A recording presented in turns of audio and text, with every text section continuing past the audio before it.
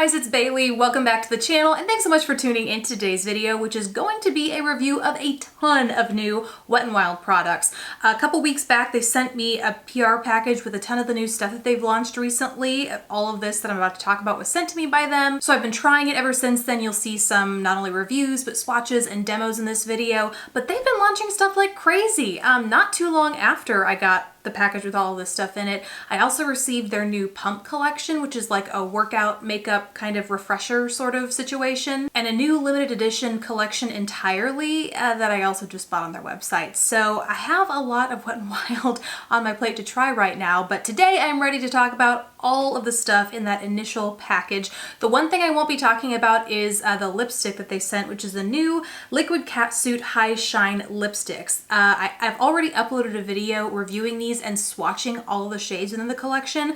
Long story short, it's an amazing formula, like one of the best highly pigmented liquid lipstick slash glosses out there. Not a bad shade in the bunch, so if you want to figure out what shade is for you, you can go check out that video since I swatch all of them. But bottom line is, these are awesome, and the shade that I'm wearing here today is called Bad Girls Club. Now let's move on to the face products. They recently launched 3 new multitasking sprays to prime, fix, what is it? Prime, set, and refresh. 3 different scents. One is in rose, one is in coconut, and one is in cucumber.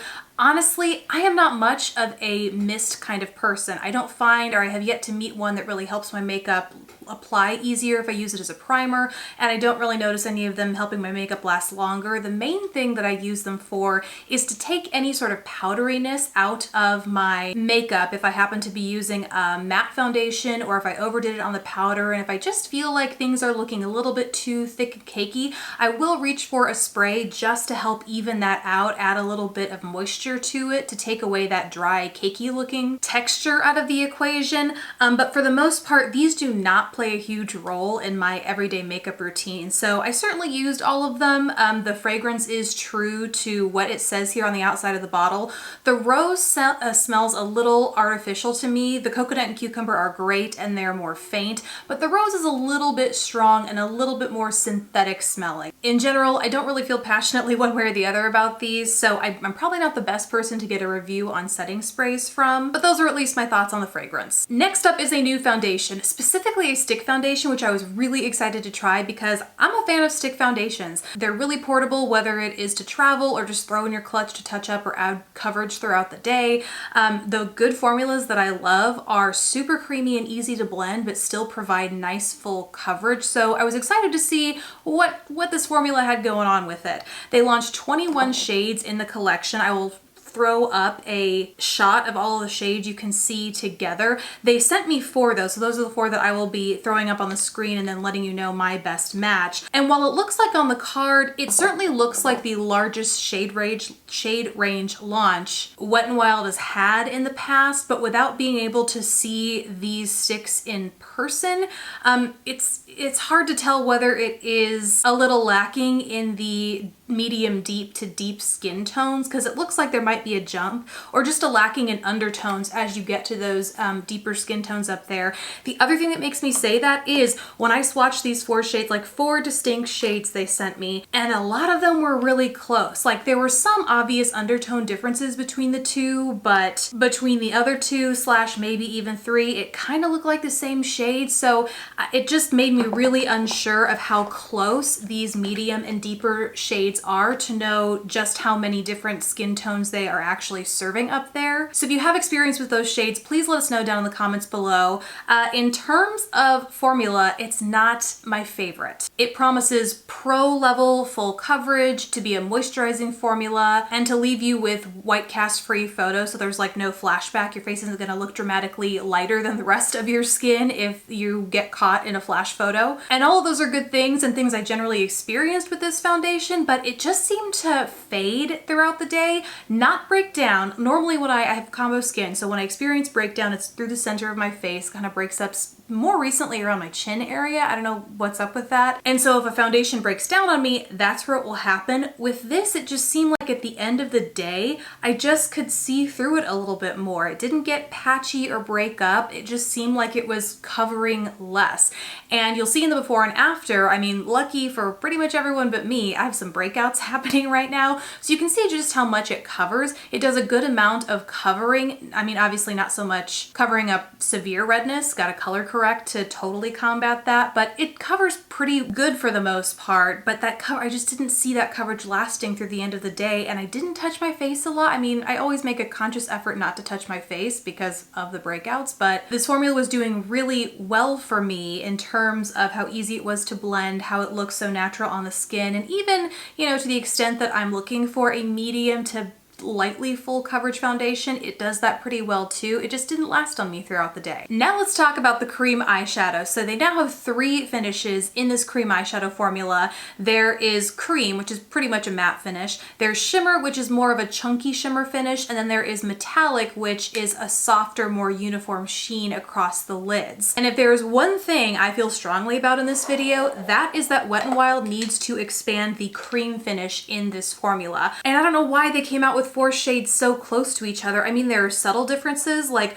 one definitely has a purpley mauve undertone, whereas one is more of a true neutral light flesh tone to it, but they are all very similar, and I really want to see different, bolder shades here because this is easily one of the best formulas, especially for a matte finish cream eyeshadow from the drugstore, period. Absolutely love these. If you're considering checking them out, would highly recommend them. They're great worn alone. They're great worn under powder shadows. They're great worn under other cream shadows from this collection. Although, full disclaimer, I'm not a super fan of the textures of the other cream shadows from this collection. You still can do it if you want to. And the bottom line is they are just good all-in-one sort of products that don't budge. Even if you're not wearing a primer, they just stay in place all day without getting creasy or cakey or anything like that. Unfortunately, I don't feel the same way about the rest of the finishes. Starting with the shimmer, this is my least favorite, and it really comes down to a personal preference just because these are pretty large, chunky shimmers. I guess when I think of shimmer, like a shimmery powder eyeshadow, it's more of a refined, almost more subtle shimmer effect to it, and these are chunky. And I didn't expect them to be when I first applied them. They have almost a metallic finish until they dry down, and then you can see on my eyes today, I am wearing the shade Cashmere Love, and it dried down to where you can barely see the base, which might have to do with the fact that I'm wearing some other liquid catsuits underneath, but you can barely see the base, and all you really see is that super chunky silver shimmer, and it's just not a look that I love or typically go after. So this texture is not really for me. I've also tried layering it, but these are not all that layerable. To get it to a finish that I really like, I have to get it pretty thick, and then it just ends up kind of crumbling and ending up on my under eye area throughout the day, which I get. Not every formula is meant to be layered. This is certainly not one of them, I don't think, so you just have to be in love with a chunkier shimmer if you're into the shimmer texture. And last up is the metallic finish, which I think is more of a shimmer finish. Like, this is what I had envisioned shimmer being.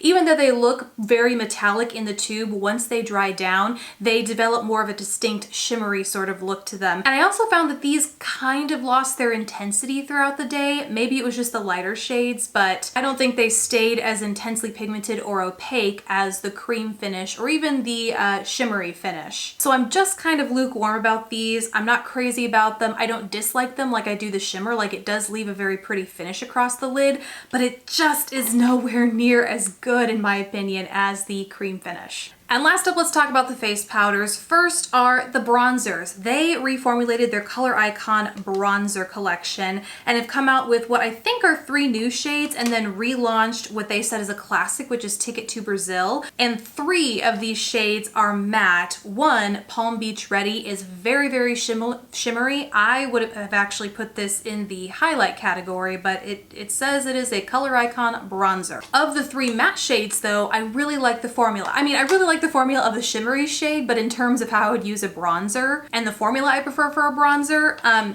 these are what I would use. So the formula is really nice. They're all very smooth. For being matte or a light satin, I don't find them skipping or applying patchy across my face. The shade that I'm wearing today is called Sunset Striptease, and this, I would say that it's comparable to Ticket to Brazil, but it's like the cooler counterpart, which is why I prefer it. Ticket to Brazil to me is just a little bit too orangey. It's not even that it's warm like red, it's a little bit too orangey, and so it looks a little weird on my neutral skin tone. I just find I prefer the neutral counterpart to that. And then there is another warm bronzer that's a few shades deeper than Ticket to Brazil. It is called What Shady Beaches, and this I think has that more red undertone than the orange or even peachy that Ticket to Brazil has. And it's also going to suit medium to deeper skin tones. Then there are a ton of highlighters. They relaunched their loose powder highlighters, including some shades that had already been out before,